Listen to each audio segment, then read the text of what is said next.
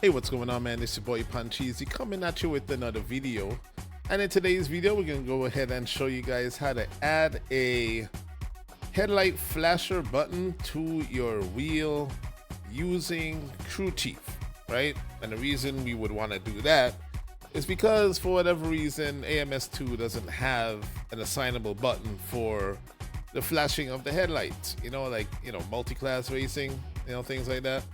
But anyways, we're gonna go ahead and show you guys how we will set that up in Crew Chief. If you don't know what Crew Chief is basically an Alexa for sim racers. You know what I'm saying? Go look it up. I would put the link to the Crew Chief in the description for those of you that don't know about that. All right. So we're gonna go ahead with the tutorial. First, we're gonna go into the game's options. So you got AMS2 open. Gonna go into the options right quick. We go into controls. We go into edit assignments, the vehicle assignments. All right. So at this stage, you want to basically select a button on the keyboard to be your headlight. So whatever button you want on the keyboard to do that initially, you want to set that. In my case, I put that to delete. Secondly, you want to set your actual headlight button under control. This isn't actually the flasher you're setting. This is the actual headlight button. We're gonna put that under control and leave out high beams because we wouldn't really need that, because the headlight button will be able to cycle through the different stages of the headlight, right? So it'll go from off to low beam to high beam. So keep that in mind for when we go forward. So you set that to whatever button you want to be. I set it on a button to my wheel. We are now going to go ahead and save that, and now we shall refer to Crew Chief. All right, so we're gonna go ahead and open up Crew Chief right quick. I assume you have it installed, you have it already set up, you're ready to go. All right, so we got Crew Chief open, and first things first, we're gonna go ahead and just make sure everything is good to go. Give your Crew Chief a little start up there. Radio check. Roger, radio check. Once you hear that, you pretty much know everything is good to go. All right, so next thing we want to do, we want to go over to the command macro editor. All right, so once we hit that, it's going to bring up the command editor screen. When we have that up, we're going to go ahead and go to where you see available macros, right? So we go over there. We scroll down to where it says we're looking for toggle selected controls, right? See that right there? Go ahead and hit that. All right, after you got that selected, you want to go down to where it says repeated key presses. Want to go ahead and hit that. After you hit that, go ahead to where it says available keys. After you go into available keys, you then want to select the button that you selected on the keyboard to act as the headlight. This is what's gonna then trigger from the wheel. Is actually going to trigger the delete button. In reality, you're actually triggering the delete button from the wheel using Crew Chief, right? So go ahead and find, in my case, that was the delete button, and I cannot, oh, here it is. All right, so delete button selected. Next thing you want to do, we have to put in the amount of times we want the button to be pressed, the delete button to be triggered, basically. So this is gonna be in threes, right? Because we have the headlight doing the flashing, it's cycling through the different phases of the headlight. So it's going from off to low beam to high beam.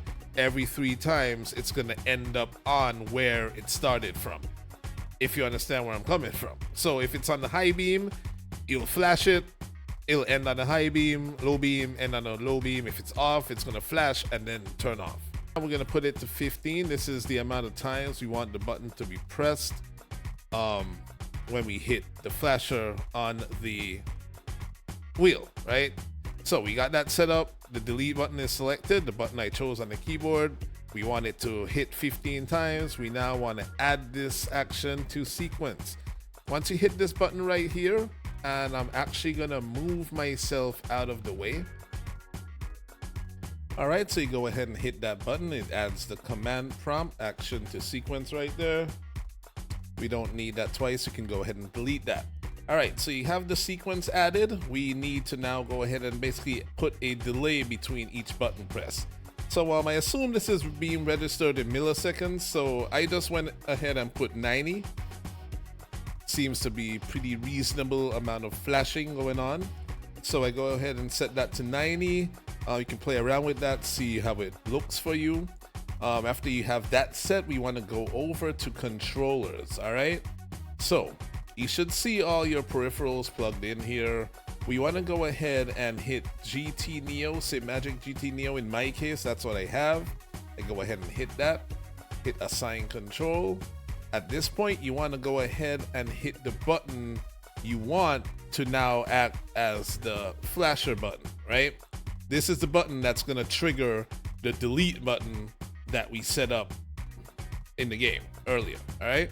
So in my case, I want it to be this button right here on my wheel. I'm gonna go ahead and hit the button I want. Oops, this one. All right, so it is now assigned to this button. So when I hit that, it's gonna trigger the delete button, thus causing the flashes to happen. All right, so with that done, we're gonna go ahead and hit save sequence to macro for Automobilista 2. Go ahead and hit that. Let me bring my face back. You can go ahead and close this out. And at this time, you want to go ahead and start up Crew Chief, all right? Now, if you do not see your peripherals right away under where it says available controls, and I do need to move myself once again.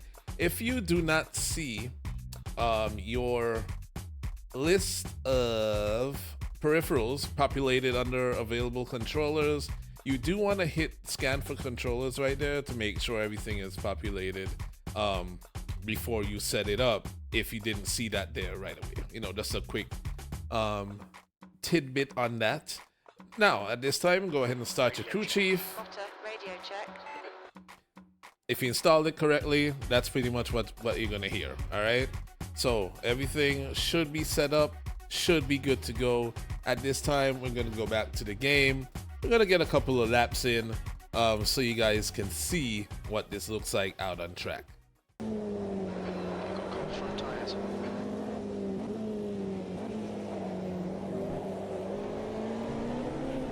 The guy behind has just done a 115.1. Far left, clear left.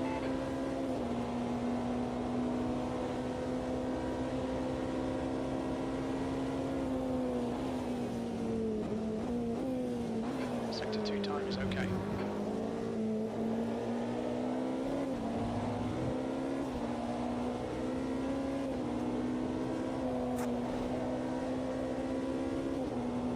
New fastest lap for Bourgeois, 111.5. P3, that's your quickest lap in this session. Sector 3 is 0.9 off the pace. That was 112.2.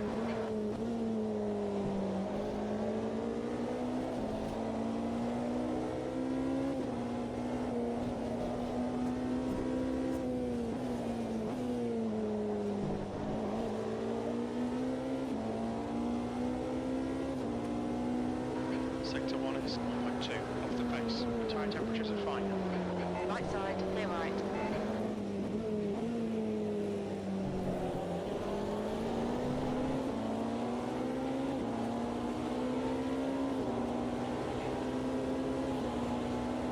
Left side, clear left. Car left. All right, so now you guys see it in action. Everything's working, everything is fine. Go give it a try if you like what you see.